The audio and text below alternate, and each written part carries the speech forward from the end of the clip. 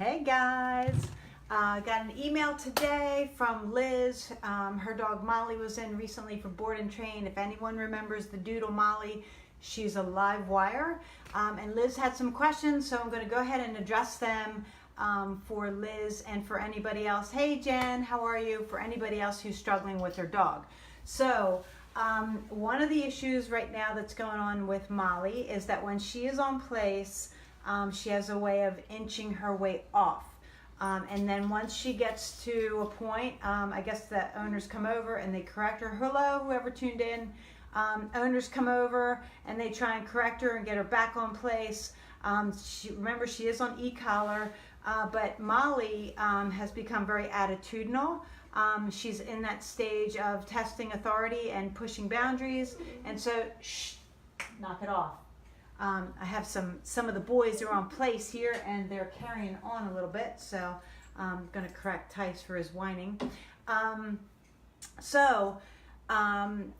Now she's begun mouthing and play biting and is just basically out of control, and no matter what level they go to on their e-collar, they're finding it's impossible to get her back under control, back on place. And so what they're doing is crating her, and that seems to settle her down. So the question is, are we going to have to just crate her when she gets crazy like this? And the answer is no. What I want you to do is the next time you put her on place, consider it like an active training exercise where you're not just putting her on place and then going and doing your thing, which, you know, at some point we all want to be able to do that. Put your dog on place and then go do your thing, and the dog understands my job right now is to stay put. Molly's not there right now, and maybe there's a lot of activity going on in the house. I don't know. So you guys are going to have to, Liz, you're going to have to find out, like, or let me know. Are the boys playing? Is there a lot of commotion in the house? Are you not able to focus on Molly while she's training? The key for you to get her in a better place where she can just go hang out on place without a back tie and just do her work is you have to actually correct her just at that point before she starts like working her way off of place. It's this whole thing where the dog's like, nobody's paying attention to me, so I'm going to inch my way off. Well, right then and there should be when you are correcting her, and that means you have to be paying attention to her. So that's why I say make this like an active training session where you can have your eyes on her, because the goal is if you give her a high enough correction, it will end the unwanted behaviors. But that's the key. The key for owners is you got to go high. Like, how high are you going? If you're going to 30 and it isn't working, then go higher. There are 100 levels for a reason. I never had to go that high with Molly, but I do know that she is a live wire and her mind is like everywhere. So, and if she's at the stage now where she's like, pushing and testing, then you guys really have to be super firm and committed to the process of getting her to a better place. So that's the first thing. And then you had another question about her energy level, and it seems like you need to always have her on a back tie in order to keep her on place. But you were wondering if that's because she hasn't been able to, go outside and burn off some energy, and you haven't been taking her for structured walks. So I will tell you this, that first and foremost, as far as, let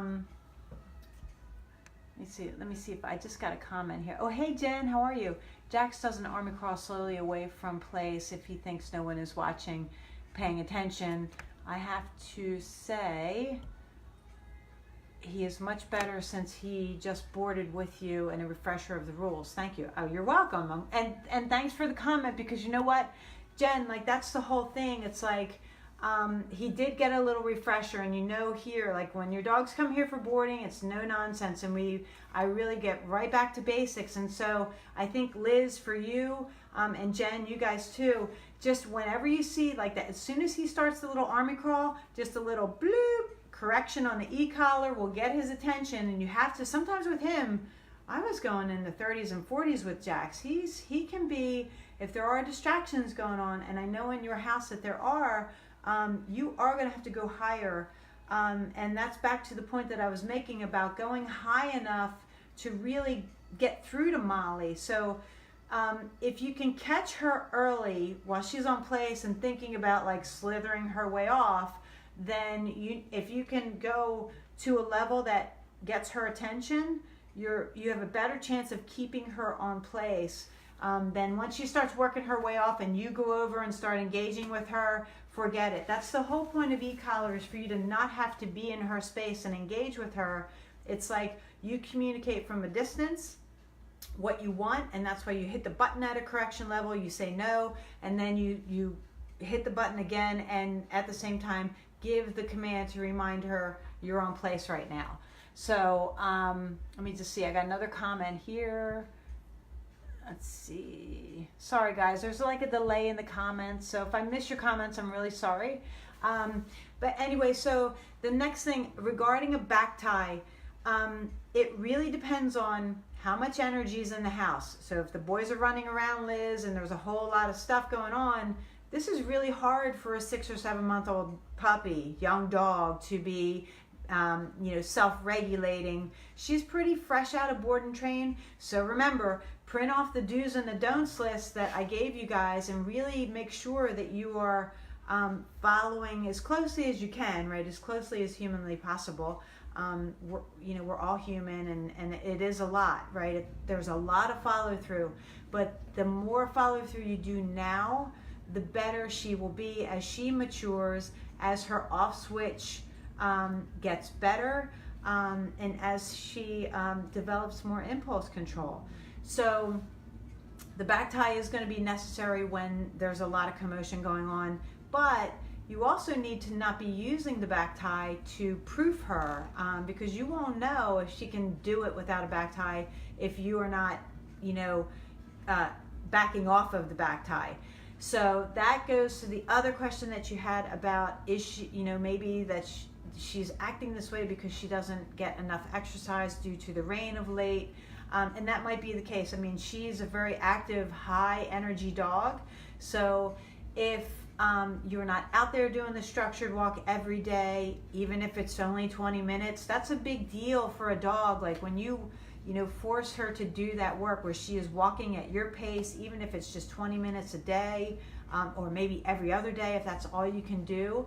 And if you're not working in the structured play where you toss the ball for her, when she goes to get it, you recall her back to you, you ask her for a sit, then you tell her to out the ball. That's structured play. You're working in all this obedience where she's playing, but she has to think about the play. So, and that all is reinforcing the commands, plus draining her mentally, plus physically. So it's a really big, all of it is a big deal. Like everything is kind of layered upon, and all of those things together are what are going to get you to that level where you don't have to crate her up. My advice is don't crate her up, work her through it. I don't want you to see, I don't want to see you managing it. I want to see you pushing through the challenges, because just because she went through board and train, she's still super, super young. Same for you, Jen. Like Jax is so young. He's got great, beginning skills, but remember, he only did a week. So, Molly did 2 weeks. So there's a big difference there. So keep working him, print out those go home instructions, follow them as closely as possible, and stay in touch with me if things come up. Liz, I'm glad you hit me up with that email. It was a great, those were great questions. And let me just see if I covered everything. The door. The door is another big deal. When people come to the door, Liz says that, she just starts barking incessantly, and there is nothing that can be done to stop her. And so again, my question for you is, how high on e-collar are you going? Charlie, out. How high are you going on e-collar?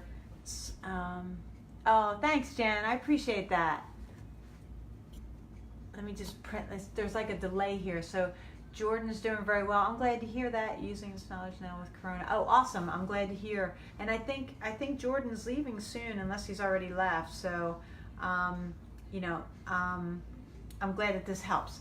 So The other thing, Liz, and this will be the end of it, I'll trying to address everything and give you some things to work on. As far as the door goes, if the e-collar is not working, even if you're dialing up, then, oh, tomorrow he goes, okay, well, good luck with everything. I know it's going to be hard for you guys, but I do think it's the right decision. So if e-collar is not working, remember the bonker, Liz. Bonker is super, super effective. And let me see, I'm just going to give you a quick demo. I have my, here's my bonker, guys. So I know that most owners are not using the bonker properly. So this is the dog. Let's say she's carrying on at the door.